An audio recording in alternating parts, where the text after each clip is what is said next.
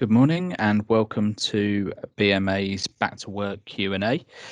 Joined this morning by an expert panel, including Sharon Auld from Prosperity Law, who's our employment expert, Sarika Golapudi from Evershed Sutherland, who's our health and safety expert, double act of John Thurkle and Jerome Luth from BRG Building Solutions, who can give us some insight on the market and what's going to be happening with the market in the next few months. Sarika, if we could start with you. Risk assessment is obviously key to ensuring workplaces are COVID secure. What should be the other starting points?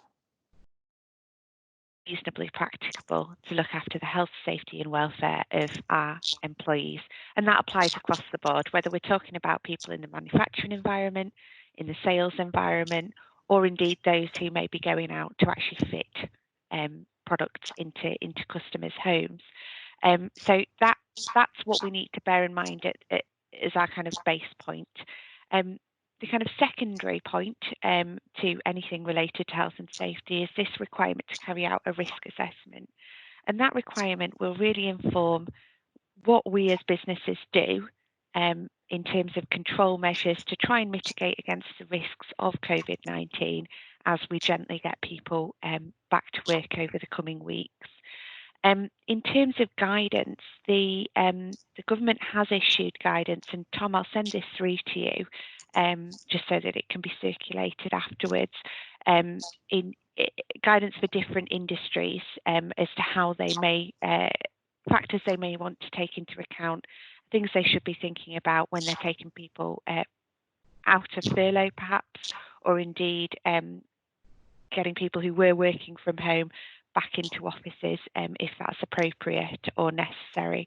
So they've got separate guidance on factories, plants and warehouses, offices and contact centres, people's homes and shops and branches. So if I send those 4 pieces of government guidance through to you, you can circulate those for the members. And as I say, they go through different things that organisations should be thinking about when coordinating that return to work. The other good place to look at is usually the Health and Safety Executive's website. They've got some good guidance, and again, I can send this through to you, Tom, for circulation afterwards, about how other factors that people should be taking into account when considering who should be going back to work, how they should be going back to work as well. Part of that will include a consideration of the kind of individual factors that may affect certain employees. So if we've got employees who are shielding because they're extremely vulnerable, how are we treating those employees compared to people who perhaps aren't shielding and form part of the general population? So quite a few different factors to think of. Certainly there is a desire to get people back to work. I think we've all seen that play out in the press since Monday's or since Sunday and Monday's announcements. Thanks, Sarika, and that brings us neatly to Sharon, really. And you mentioned there people that are particularly vulnerable and shielded. Sharon, what should members do if there is a reluctance on some people within the workforce to come back to work, whether it's because they live with shielded relatives or any other reason? I think it differs subject to the reasons why they don't wish to return to work, and I think we're sort of still waiting. It's been a sort of ongoing, almost organic thing. We're waiting for the information to come through continuously. So for instance, if we pick up the point on childcare, if an individual can't go back to work because they have childcare until the point that the schools are open and we have a definitive answer as to what can happen, then my advice has been so far that they remain on furlough leave if that's the position that they're in now, because the potential discrimination issues that you could have there if you proceeded in any way on a dismissal basis. So if it's for childcare issues, I would speak to, and I think the underlying thing here is that employers speak to the employees, communicate with them, be transparent and explain their position. once you have, and you will know which individuals have childcare issues. So at that point, I would be suggesting that those individuals either continue to work from home if that's possible, or alternatively, they remain on furlough leave pending some decision on the opening of schools. So that's quite a sort of niche area, and we can deal with that quite easily. The other issues, if somebody is anxious or vulnerable, again, going back to the health and safety issue, providing the employer communicates, advises the employee on the steps that they've taken, that they're cooperating and coordinating with the HSE guidelines and the government guidance, then if they are anxious and reluctant to come to work, I think the employers need to do what they can to advise the employees that it is safe to do so. What do we do if they continuously refuse? Well, then employment law is still employment law. So we then need to make that decision as to is it a refusal because quite a number of employees are now quite safe on furlough, and I think they feel safe. So therefore, we have to ensure that we are doing everything we can to get them back into the workplace without triggering our employment law processes, which we don't want to do at the minute. In relation to a shielded person, if the individual, and I've had a couple of cases where this has happened since Monday, where the employee has said, but I live with a vulnerable person, I can't possibly come back until that 12-week period or whatever it is that person needs to shield for. That leaves employers with a couple of options, I guess. Firstly, I would suggest that as part of the communication, you do get some information and evidence that there is a shielded person in the family so that the employer can do what they need to do. They then have the opportunity to either leave them on furlough if they are furloughed, or alternatively, if we go back right to the start of all this, when it said if you were symptomatic or if you were shielding, you could claim SSP from day one. So again, it goes down to the employer. But as we've had an extension on furlough, and obviously we'll come on to that shortly, my advice would be, as long as we are sure that that is the case, and I don't wish to, dispute any employees saying they are, but as long as we're sure that's the case, then potentially we would leave them on furlough leave if it's possible. The difficulty you're going to have is as we've just said, we want to get the workforce moving, so we've got to get people into the business, but we've got to make sure it's done in a transparent and open manner where we communicate with them. Thanks, Sharon. I think that coming from that is a question which Mike has sent in through the meeting chat around if you only need a partial workforce because of the only partial recovery in demand within your business, are there any discrimination issues in how you make a fair selection in those which staff you bring back? Yeah, I mean, if we go back to the beginning of the furlough, which we were all working on it was a bit of a it was a bit new to everyone, so we were all sort of on the back foot slightly. But the furlough selection initially, you needed to be aware that it was done on the basis of as you would do a redundancy. So you had to be aware that you weren't selecting people on discrimination issues. So I suppose we're going on the flip side of that now, coming back to work. What are the discrimination issues? So if we use the example of somebody with childcare issues and you're white male, no discrimination issues, no health issues, clearly employers are going to choose the one that is the least risky to bring back, because your issue on discrim is the childcare issue, isn't it? So actually you are selecting almost on the basis of those who wouldn't be able to claim discrimination. So bring back your workforce that don't fall into any of these specific protected characteristics, if you like, and the ones that do, we're leaving at home. So I guess in answer to the question, yes, there are discrimination issues, but by managing it, by bringing back the individuals that would not have a peg to hang a discrimination claim on, for want of a better word, you're circumventing that. Does that answer the question? Yeah, thank you, Sharon. On this question of coming back gradually, obviously this depends a lot on demand. So if I can bring Dan and or Jerome in here. Obviously, you do some analysis of several markets across Europe, and some of our neighbouring markets have eased their lockdown somewhat earlier than the UK.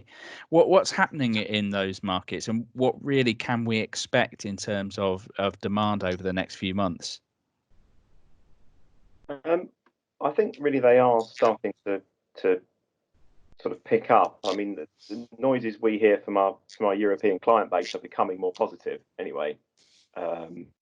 We have quite a few of our clients based in Germany, and they can sort of see the light at the end of the tunnel a bit now.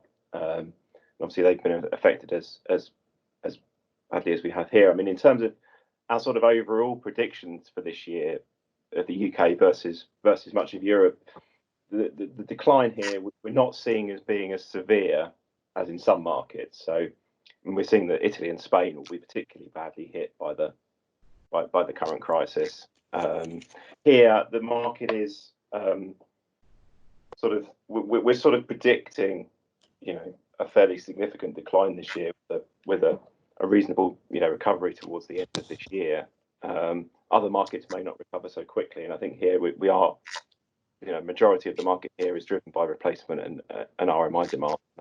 It is a very mature market, and we're not expecting, at the moment, we're not expecting the market to be hit as hard as many others.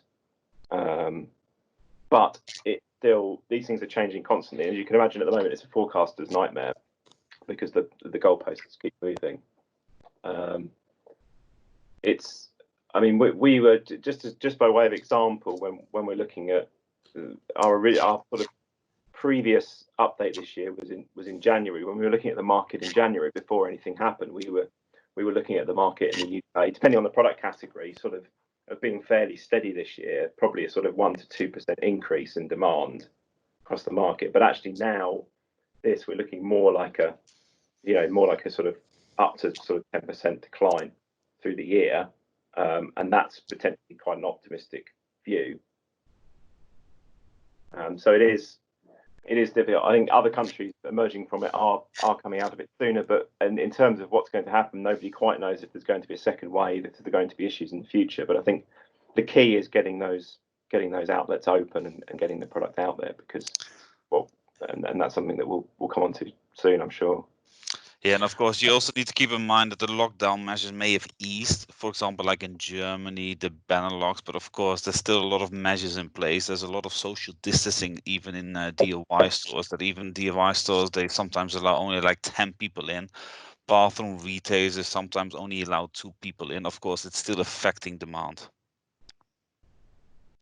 And what you also have to keep in mind, especially for Southern European countries, is, of course, what is driving the economy in Italy, Spain, France. There's a lot of tourism. Of course, there's no tourists arriving in the country, so which will affect the country, which will affect demand, especially going to the commercial sectors. Thank you, Jerome. I mean, you've already kind of got on to the lack of predictability and the difficulty in forecasting. What sort of shape of recovery do you anticipate? Initially there was talk of a V-shaped recession. Now people are talking about either a W shape or a Nike tick, a long kind of slow recovery over the course of 18 months. From the data that you've seen at BRG, what is your kind of best guess? Our current predictions are for the Nike tick, really. We're sort of looking at quite a gradual recovery. So that obviously, as I mentioned, a large decline this year. We're thinking that it's going to take until, at least for the main markets, if you look at sanitary ware and taps and mixers, we're only looking at getting back up to 2019 levels by 2023, 2024. It's going to be quite a slow recovery, we feel. The impact is going to be, yes, it may be less severe than some markets, but the bounce back may also be slightly slower. So that's really what we're currently working on that basis. I think, as you mentioned, initially we were thinking in terms of a V shape, but actually when we look at it now and we look at the numbers and we look at the fact that this is so, RMI demand is a vast majority of the market in the UK, and that's going to take quite a hit, both in terms of consumer confidence. Obviously, there's been a huge impact on housing transactions in the last couple of months. And yes, they will start to recover, but that is a key driver, and there is also a lag on that. So, you don't typically replace your bathroom when you immediately move into a new house. There is a time delay on that. And if the market that this year is going to be very hard hit, which most of the commentators are predicting, then that will have a knock-on effect into next year and the following year for the bathroom market. Okay, thank you, Dan. I mean, some of your remarks there were around a lot depends on the sort of social distancing requirements that are in place at any given time. Within the RMI market, one of the things that I know the installer base are struggling with is the 2 meter rule. Sarika, for the benefit of our members that do have an installation component to their business, and indeed within their factory operations, is all work within 2 meters of another person out of the question? Not necessarily is the answer. So the lawyer's favourite answer, it depends. The guidance states that the objective is to maintain 2 metre social distancing wherever possible, including while arriving at and departing from work, while you're in work, and when you're travelling between sites. So ultimately, the aim is to maintain social distancing in the workplace wherever possible. Now, there is an acceptance that for certain tasks, some of the time, this won't always be possible in relation to specific activities. So the starting point is for businesses to think, okay, does this particular activity have to be done? So can we eliminate the need to do that entirely? And that may require some creative thinking. Is there another way of doing the activity so that the 2 meters can be respected? Now, if that's not possible and the activity does need to be carried out in order for the business to actually continue operating, what mitigating actions can we put in place to reduce any risk of transmission between our employees? And that might be increasing frequency of hand washing and surface cleaning, reducing the time spent doing the activity, having screens and barriers erected to kind of between employees who are closer than 2 meters, and something that's kind of come up more often over the last week is, rather than having people face to face, having them side by side to reduce that risk of kind of aerosols transmitting between individuals. Another option is actually reducing the number of people that individuals have contact with, so fixed partner teams, and so that you're reducing, in the event that there were to be a transmission, you would only be transmitting to one other person, say, rather than multiple people, because you've had contact as an employee with multiple people during the course of a working day. So it's not the case that it's an absolute requirement, but certainly if it isn't possible, steps should be taken to very much reduce the risk of transmission. Thanks, Sarika. You've mentioned quite a few of the controls which I imagine an inspector would want to see should they come on site during the next few months. One of the controls that is often used in the work environment is PPE, and there seems to be a hell of a lot of confusion around PPE versus face coverings at the moment.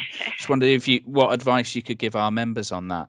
Yeah, absolutely, and I didn't actually mention PPE there, which was relatively deliberate. I mean, PPE is a very interesting one.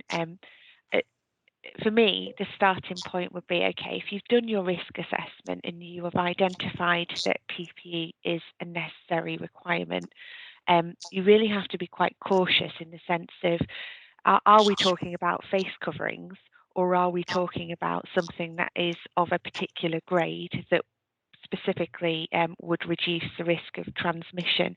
So face covering is something which, if you are asymptomatic and have COVID-19, it helps to prevent your transmission to someone else.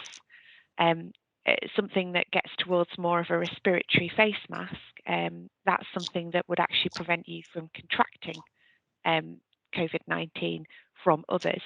So there's a whole range of different types of from face coverings through to specific respiratory equipment that you might be looking at in terms of your risk assessment. So the question then becomes, okay, well, where on that scale are you suggesting as an employer you are you're saying that you can only work safely and effectively with that specific type of equipment? So if your risk assessment then says it has to be effectively medical grade RPE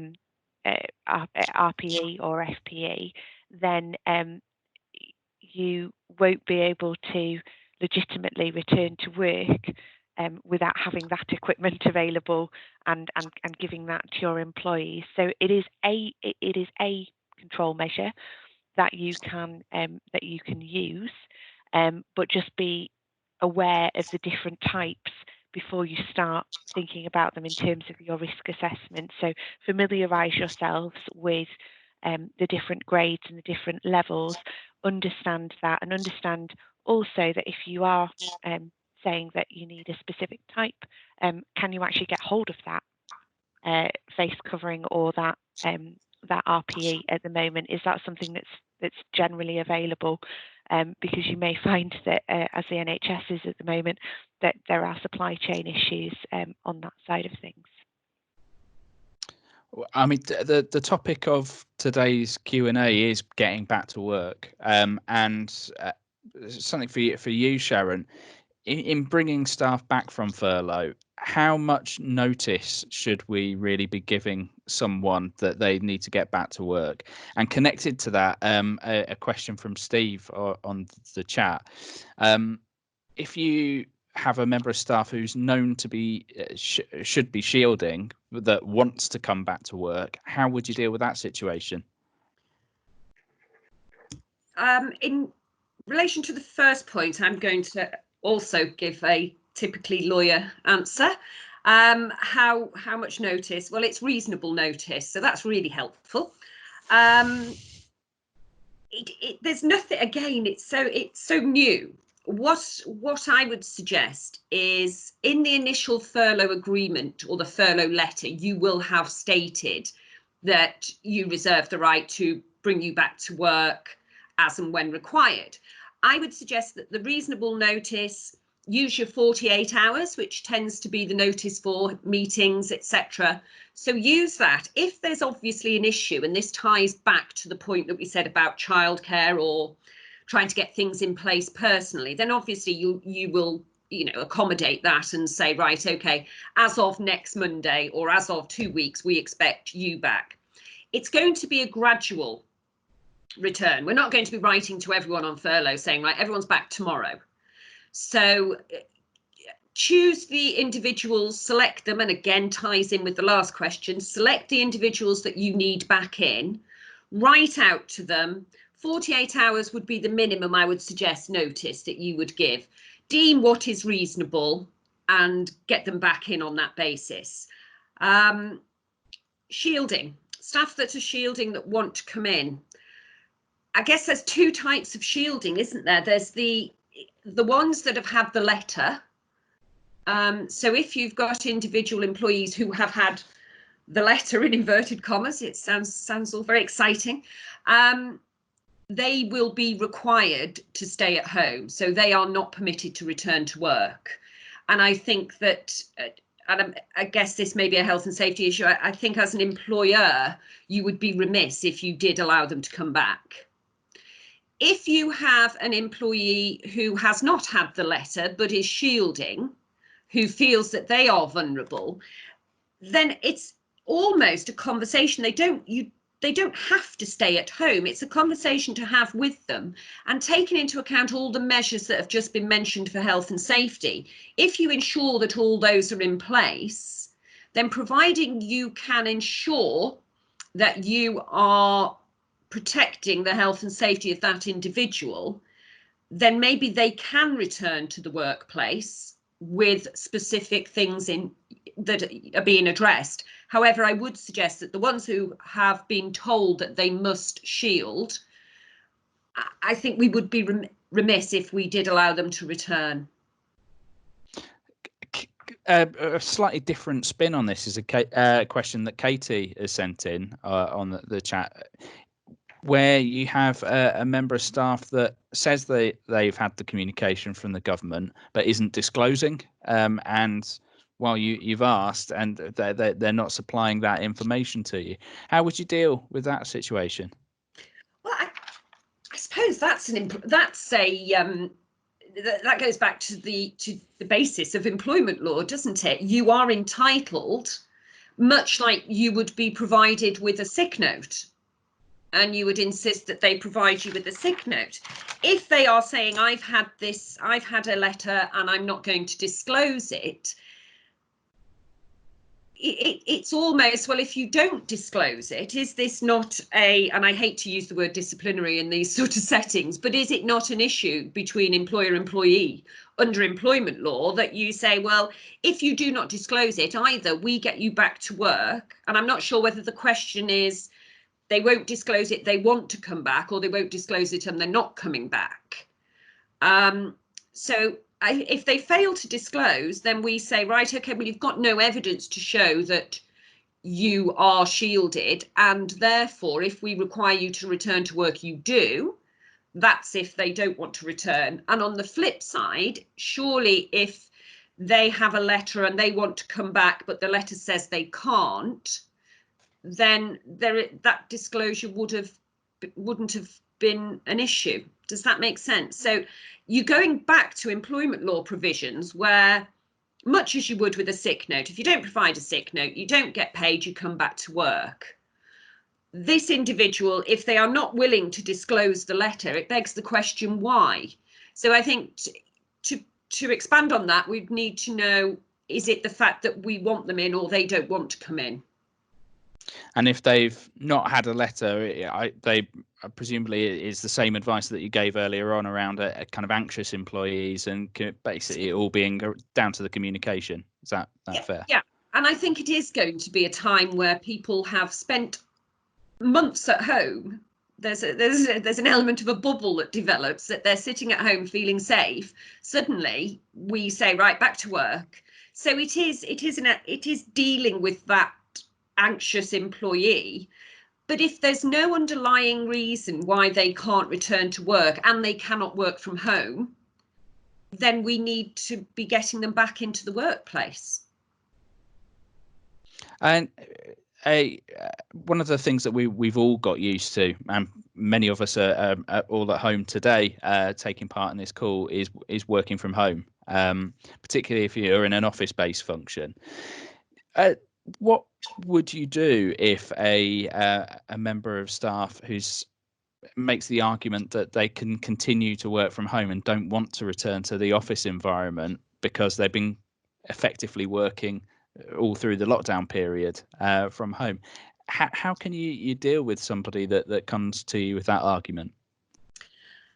I suppose providing the office environment is safe, providing we have complied with all the guidelines, regulations, etc., then their contract of employment says their place of work is X.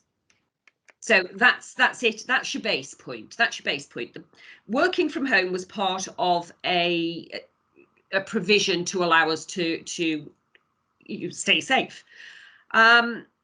If they can show, it's almost they're requesting a variation. So take it separately from the COVID-19 issue and why we're at home now. Moving forward, once everything settles down, if they say, well, actually, I was more productive at home, I'd like to work from home, then it's almost a variation to their place of work, and that's a consultation process. Slightly different to if they say, well, I don't want to come back because I'm still anxious. Again, we go back to that point. I can work at home, I'm still anxious. At the moment, the government guidelines is quite clear that you still, if you can work from home, you do. Further down the line, once that changes and the guidelines change to if your office is suitable, you can now return to the office. That point, I think there is a conversation to be had, almost a variation conversation. So you would be sitting with them saying, well, actually, your place of work in your contract is this, therefore, we expect you to come back. Do they want flexible working, i.e., can I have 3 days from home, 2 days in the office? These are things that a lot of employers are now actually looking at and saying, well, it worked for us, to be fair. Maybe we don't need everybody in the office. And going back to a point that was raised about, to make everywhere safe, the anxious employee, if you have an office environment, stagger the people that are in, do it by teams so that there's only a couple of people in at one time. So it's taking all this into account.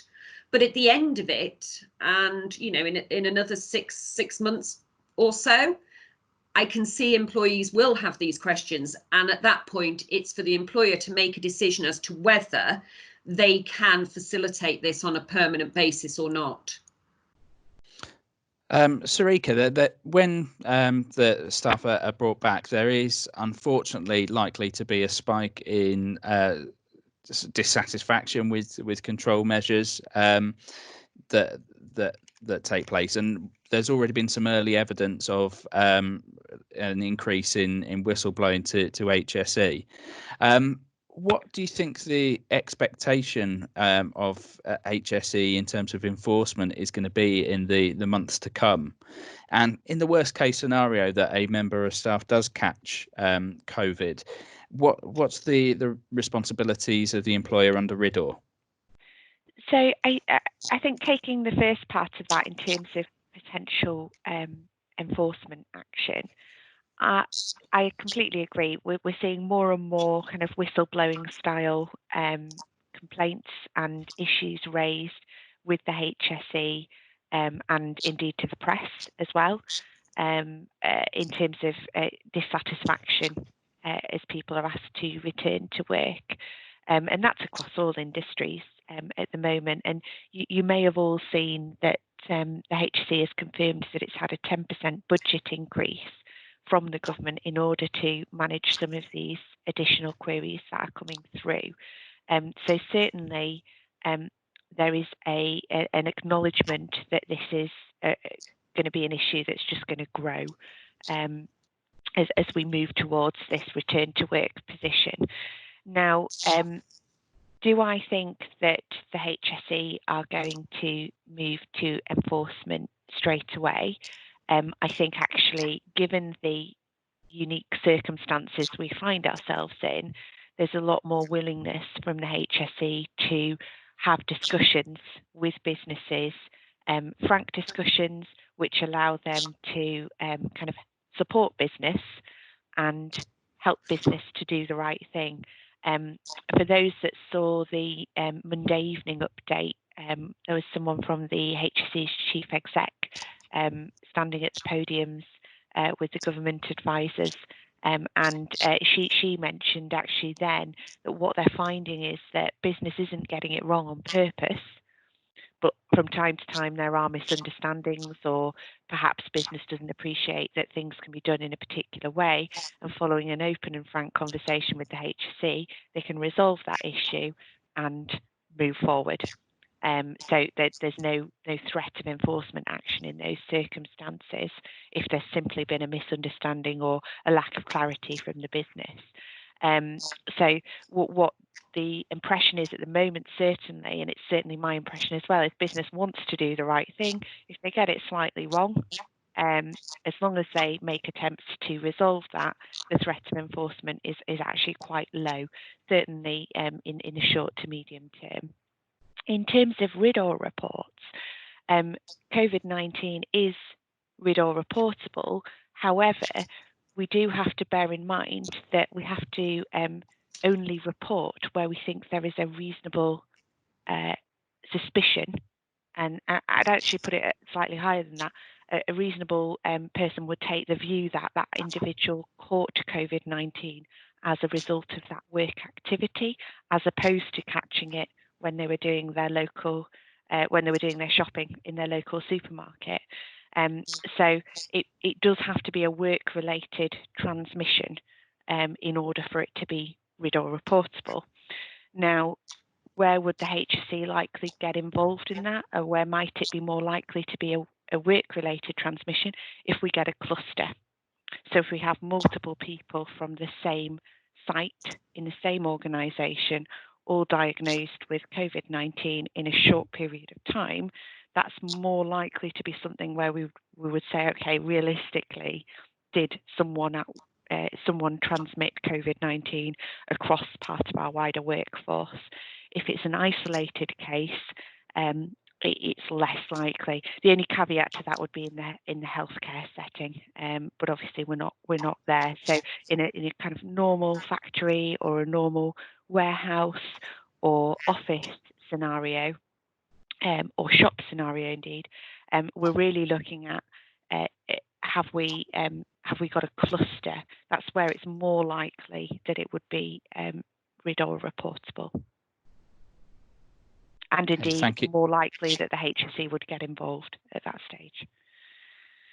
Thank you, Sarika. If we can turn now then to perhaps what the rest of the year looks like, and we've already discussed that Nike tick, haven't we, Dan and Jerome? But I just wonder if you had any view on what changes, if any, are going to take place in the channels to market for bathroom manufacturers as a result of COVID-19. It's difficult to say for the time being. Of course, it really depends what the government is really deciding. When are they really gonna ease the entire lockdown? Are they gonna lift the entire lockdown? Of course, what we've seen over the last few years is that most retail stores were closed. So, for example, if you look at how B&Q's turnover was down by like 70% in April, of course, they've reopened now. But of course, all smaller bathroom retailers are all still closed. So if they remain closed for the next few months, of course, you can probably assume that RMI spending will suffer quite a bit. Of course, construction was on a full stop also for the last few weeks. Of course, construction has only just started. So it's rather difficult for us to say for the time being, but we assume that residential spending will probably be down by at least 15% over the next, you probably will have lost at least 2 months of RMI sales. What we have noticed is that, of course, online sales has been doing relatively well. But then again, it mostly really applies to the smaller bathroom items. If you look at taps and mixers, shower accessories, bathroom accessories, of course, consumers, they're not really buying full bathrooms online. So that means that the more bulkier items will probably suffer quite a bit. So we're looking at baths, we're looking probably also at ceramics, that those will suffer quite a bit. But how the overall year will develop, it's for us, it's a bit too soon to tell. It's a bit too early for that. I think a lot of it does depend on whether the measures have to be tightened up again. I mean, it's the great unknown at the moment, really. So if things start to revert back to business as usual relatively quickly, and there are no further measures imposed by the government, then we would expect to be quite a strong recovery this year. But as I mentioned, it's not the effects of this are going to be felt for 2 or 3 years yet before everything starts to fully recover, and that's mainly in the RMI side. I mean, there is an inclination to think, well, okay, if people aren't going to be going on holiday this year, they would have essentially had more money in the bank, therefore be able to potentially have that cash to spend on upgrades to their home. But I think past experience, most notably in at the end of the last decade, has shown us that people's inclination will be to sit on those funds because it's the unknown, and people want the comfort of having that there, and purchases will be delayed. So really, the effect on the replacement and the RMI demand may before people are willing to make that investment, may delay by a year, 18 months. So whilst new housing construction may recover quicker, I would think that the discretionary spending will take longer to recover fully. And that partially answers my final question to you guys. What does 2021 look like? Well, at the moment we're sort of predicting that the market will begin to recover. So our latest forecast, which we produced 3-4 weeks ago, which obviously at the moment is quite a long time in any market. We're sort of predicting that the market will bounce back a bit next year. I mean, we're thinking that sort of a 3-4% recovery next year in the market. But as I mentioned earlier, that won't bring us back to the levels of 2019. So it will be a while before it'll probably be sort of a couple of years before we start to see similar sort of volumes being moved as there were last year. It will be slow. So we're more or less expecting a more modest recovery. Not that, of course, let's say the market is down by 20% this year. Whatever sales was lost this year won't be recovered over the next year or even the next 2 years. So we don't really expect the market to return to its peak by like 2023, 2024. And that's really down to more the discretionary side, consumer confidence, because in all, there always is the housing shortage, and we would expect that construction and actually none of the construction forecasters are putting their neck on the line at the moment and predicting what exactly is going to happen. But we would expect, based on experience, that construction will start to recover once the market starts to come back to normal and people can get back to work and actually work on housing developments. There is the demand there. It's just that the discretionary side, consumer confidence is going to be quite low, both in terms of purchasing bathrooms for existing premises and for moving. So the impact on housing transactions is potentially, obviously has been great for 2 months and is potentially going to be felt for the next couple of years as well. And of course, how the overall market will develop over the next few years, it really depends on how the construction sector is going to develop, like Dan already mentioned. Of course, the share of new construction on the overall bathroom market, of course, it's relatively small. If I'm correct, it's around 10 to 15%. Of course, it's still 10 to 15% of the market. Of course, the way the construction market are developing, it's a lot more volatile than the residential market. Of course, bathrooms, it's quite late cyclical. So bathrooms or any building product, it tends to be installed relatively late. So that means, let's say, building permits are down for this year, which will probably affect new construction activity over the course of next year and probably even the year after. Even if you look at commercial, of course, the hospitality sector is struggling a lot right now. Most hotels are, of course, many hotels are actually closed. So hotel chains that were planning to build a new hotel or they were planning to renovate the hotels, of course, they're probably not going to do that. They might either postpone the plans or they cancel the plans completely. Of course, we will have a significant impact on sales to the commercial sector. Okay, and well, one more thing to note is that there may well be an impact on the sort of the product mix and demand for individual types of products in the market, because typically when consumer confidence is low, then it's the big ticket items that will suffer more. So it's the full bathroom suites, ceramics will suffer more, whereas smaller products that can sort of provide a quick refresh to your bathroom rather than investing in a whole new bathroom may actually recover slightly quicker. Again, those are the products that we were mentioning earlier were being sold, quite strongly through online channels. So that may be something. So accessories, taps to a certain degree may suffer less than the bigger ticket items.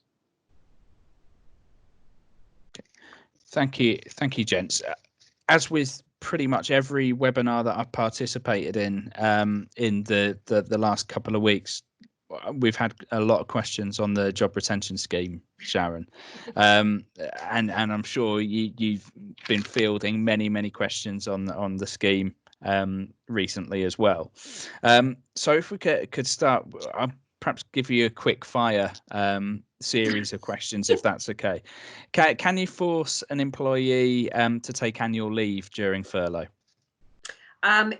You can request, again, very lawyer speak, isn't it? We can request that they take annual leave. I've been advising clients quite frequently on this, and we have been writing out saying your furlough has been extended. You will be required to take annual leave for this period. What I would say is make sure it complies with the working time regs, so that if you're asking for if you're wanting them to take 1 week's leave, you give 2 weeks notice. So it's that, you make sure your notice provisions are in place. They get 100% whilst on annual leave. So it works for the employee to take annual leave, because rather than the 80% furlough, they're getting 100%. The question has been raised and came through by way of a fact sheet yesterday, is whether by requesting or telling employees they have to take annual leave, does it comply with the terms of the working time regs, i.e. is this leave actually rest and relaxation, which is what a holiday is, or is it enforced leave because you're on furlough and can't do anything? So far, employees are quite amiable to have a week's annual leave during furlough, but it's just something to be mindful of, because it is continuously changing, that it may be in another month or so that there are issues regarding I can't rest and relax because I'm stressed, because I'm on furlough and blah blah. However, as it stands now, yes, if you wish employees to take annual leave, you need to put it in writing and make sure you comply with the notice periods. Another question, can you make someone redundant while on furlough and claim the job retention scheme grant during their consultation and notice period? Okay, yes, you can make them redundant. If we go back again to the beginning of this scheme, furlough was there to prevent redundancies in the first instance, wasn't it? It was there to protect jobs, etc., etc. They then opened it up and said, well, it's more than that, actually. It's to make sure that you can go back to work and you can get another job somewhere else. And it all developed. But the underlying principle is there is no work. So if you go back to the redundancy provisions in employment law, if there is no work, or there is a lack of work, or it's diminished, then yes, you can make them redundant. Obviously, you have to follow process. In a lot of cases, you're going to end up within the collective redundancy process because you're going to have over 20. So you're going to be within a 30-day. This is why the government, or one of the reasons why the government extended furlough at the critical point when they did last time, was because it clicked on the 45-day for a collective consultation. So you must follow your process. They are still furloughed whilst you are consulting. It's almost as though if you forget about the furlough, it's almost as though they were in work or they were sent home because there's no work and you're paying them. Doesn't matter where that money's coming from. So whilst you're going through the consultation process, they are still furloughed. So you're still claiming your 80% via the government scheme. Obviously, when it comes to the end of that and there's notice pay, you can, if you make them redundant during the period of furlough, then there is a question as to whether the notice pay needs to be paid at 100 or 80%. General consensus is it's 100%. And if it's during the furlough period, then potentially that's to be reclaimed as well. So in answer to the question, yes, you can make redundancies during furlough period. Make sure you follow process, because that's your key trigger. That's your claim coming through if you don't follow the correct process. And they are still furloughed during that period. I suspect I know what your answer might be on this one, Sharon, but how is the job retention scheme going to work after the 31st of July? And what does flexibility mean? Oh, $6 million question. At the moment, obviously, the guidelines are going to be issued the end of May. And this is the problem. And this was the problem when furlough started. We get an announcement and it is what it is, because we don't know, it's a moving object. we were told about furlough, but then it took a while for us to get the facts. So we then have to go back.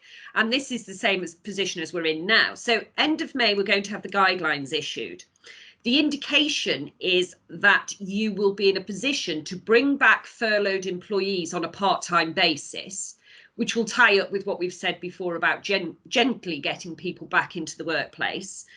Bring them back part-time. I would anticipate that the government is going to drop the 80%. Well, they are, but we're looking at, I would suggest about 60% with the employer required to top up the remainder. But we need to wait till the end of May and some provisions on what the flexibility is going to be. And I think Tom and I spoke and said maybe this is something we need to do at the end of May once we get that clarification. And you know, that really marries with a couple of questions that we've had via the chat on you know, around how the extension is going to impact businesses, and understanding that we're going to have to repick this up again later in the month when more information is available from government, aren't we? Yeah. I could just ask to clarify the scope of the qualification for furlough. Effectively, it's around demand within the business, isn't it? Not necessarily the conditions of work of the employee and whether they're able to work from home or not. It is. It was extended. The original furlough was quite straight. You know, if you are going to make them redundant, then instead of making them redundant, place them on furlough. It was then sort of extended where you had people who we go back to the childcare issues. Those individuals were then permitted to be on furlough. So it almost extended the scheme somewhat. But the provisions of the furlough scheme are relating to the work of the business, not, I don't feel comfortable in the business. It's down to there being no work for that individual. So that's why it's going to be a gradual, it's going to gradually disappear because we're going to start bringing people back in. Hospitality and restaurants, pubs, all those sort of elements are going to remain until October, I would imagine, whereas the rest is going to reduce quite considerably. Okay. Thanks to all of our panelists. We've got just 3 more minutes to answer a couple of more questions. So if I could ask Sarika just to pick one up on risk assessment. Obviously, risk assessment is at the crux of all health and safety professionals' lives, isn't it? How can they properly risk assess a virus which is still quite poorly understood? I think it's a really good question. I think as a quick fire answer, all you can do at this stage is rely on the government guidance and the HSE guidance. So providing you're operating within the parameters of what the government and the HSE are asking businesses to do, certainly from a legal perspective, you can't be criticised, and arguably from a moral perspective, you're doing everything that you can do. I don't think anyone thinks that any of us know better than the scientists as to how to properly prevent transmission of this of this disease. And our last question before we wrap up the discussion, and I think both Sarika and Sharon might want to comment on this one. Fortunately, this hasn't been picked up from one of our members within the bathroom industry, but a manufacturer within the chemicals industry has had someone with displaying COVID symptoms show up to work. Very unfortunately, in that case, some of his colleagues actually caught COVID. If someone rocks up with a cough, looking like they've got a fever, what should you do? Sharon, shall I ask? Yeah. Shall I pick up the first? What should you do? Well, you send them home. It's got to be as simple as that, hasn't it? This is it, you know, it's not somebody coming in with, you know, a headache in the normal course of events. This is something that we are, you know, it's a serious issue. You send them home. that then begs the question, what do you pay them? Because effectively, are you suspending them on grounds of ill health because they're saying they're fit, we're saying they're not? I think overriding that, and I think this may be where Sarika chips in, overriding that is the duty of care we owe to all other employees. So as a first base, I would be sending them home, and it's a statutory sick pay or company sick pay issue. Just to be mindful that, you know, they may claim that you're sending them home and suspending them. Well, no, you're not. It's quite clear what the guidelines say, that if you're symptomatic, you stay at home and self-isolate. Absolutely, I completely agree, and I defer to Sharon on the pay points. But from a pure safety perspective, if there's a reasonable suspicion that someone is suffering from symptoms related to COVID-19, then send them home.